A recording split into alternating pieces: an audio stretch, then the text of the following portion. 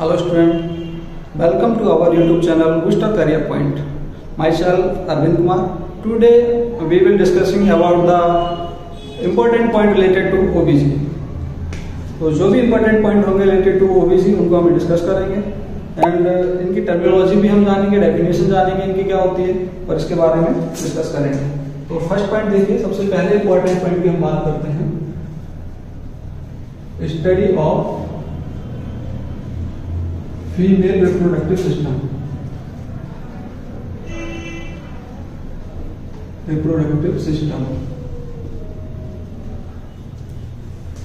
Female reproductive system की जो हम स्टडी करते हैं इसको क्या टर्मिनोलॉजी देते हैं, इसको हम बोलते हैं गायनेकोलॉजी। गायनेकोलॉजी मीन्स होता है study of female reproductive system. Next देखिए, study of male reproductive system. Male reproductive system की स्टडी, इसको हम टर्मिनोलॉजी देंगे क्या, andrology.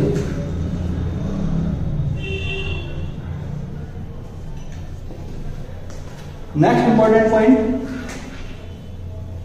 Study of pregnant ladies and their related problem.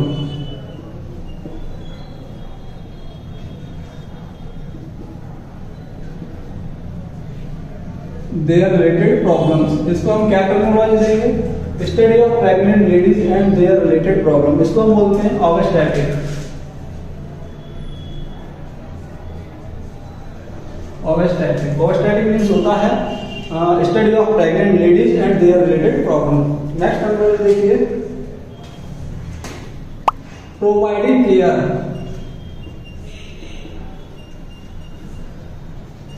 To pregnant ladies,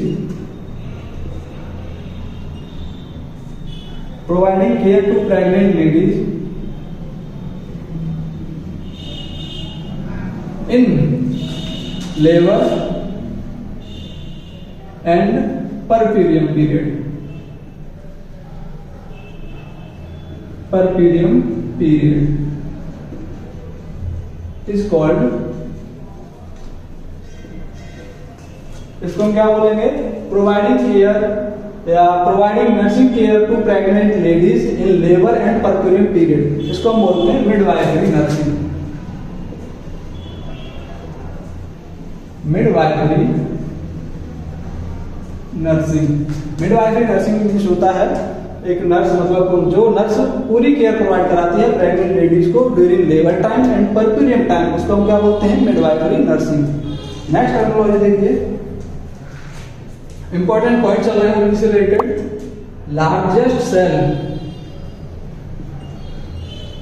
of human being.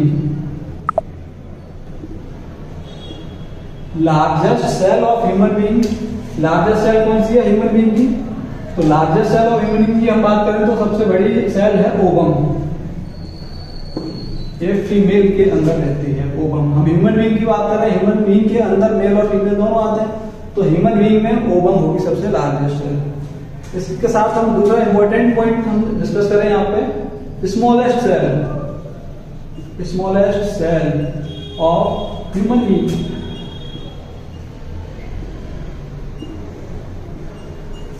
Human being की सबसे छोटी cell कौन सी होगी, तो वो सेल होगी कौन सी, स्पर्म। ह्यूमन बीइंग की सबसे छोटी सेल कौन सी होगी, स्पर्म होगी। ठीक है। नेक्स्ट देखिए, next important point related to OBC, बहुत ही ज्यादा इंपॉर्टेंट है ये पॉइंट। इसके अंदर से और में क्वेश्चन यहां से और भी आते हैं, लार्जेस्ट सेल ऑफ मेल के अंदर लार्जेस्ट सेल कौन सी होगी। ह्यूमन बीइंग की हम बात करें तो उसमें तो मेल फीमेल दोनों आ गए, और ओवम कौन सी है, फीमेल सेल है। तो मेल के अंदर सबसे लार्जेस्ट सेल कौन सी होगी, तो मेल के अंदर पर्टिकुलर हम बात करें तो सबसे लार्जेस्ट सेल कौन सी होगी, वो होगी न्यूरॉन। न्यूरॉन सबसे लार्जेस्ट सेल होगी मेल के अंदर। ठीक है। नेक्स्ट देखिए,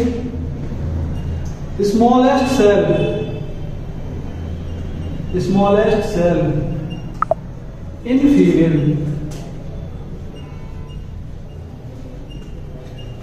फीमेल के अंदर सबसे छोटी सेल कौन सी होगी? ह्यूमन बीइंग के अंदर कौन सी थी? स्पर्म, और स्पर्म किसकी सेल है? मेल की सेल है। तो हम अब पर्टिकुलर फीमेल की बात करें तो सबसे छोटी सेल इसके अंदर कौन सी होगी?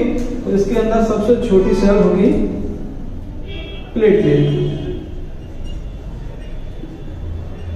ये बहुत ही ज्यादा इंपॉर्टेंट क्वेश्चन है guys.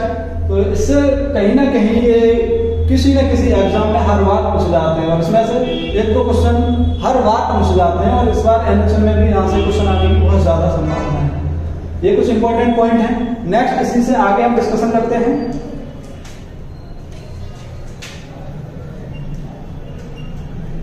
First lady of nursing, nursing की फर्स्ट लेडी कौन थी? तो नर्सिंग की फर्स्ट जो लेडी थी उसका नाम था Virginia Anderson. Virginia Anderson, Virginia Anderson थी वो फर्स्ट लेडी ऑफ नर्सिंग कहलाई थी। इसने एक डेफिनेशन दी थी नर्सिंग की, जो ICM ने अडॉप्ट की थी, इंटरनेशनल काउंसिल ऑफ नर्सिंग ने इसको अडॉप्ट किया था इसकी डेफिनेशन को, इसलिए first lady of Virginia Anderson कहलाई थी।